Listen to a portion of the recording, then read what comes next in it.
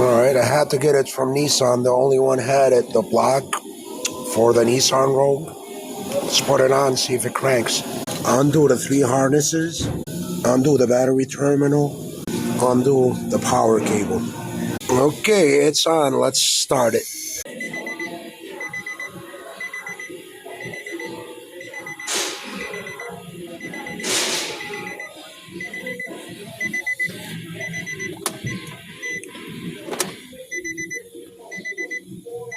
Alright, let's give it a shot.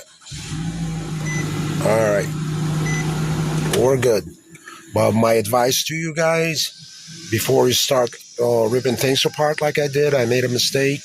Look for that fuse box, the battery fuse box. If it's corroded or broken, just replace it and save yourself time. Subscribe, like, and comment.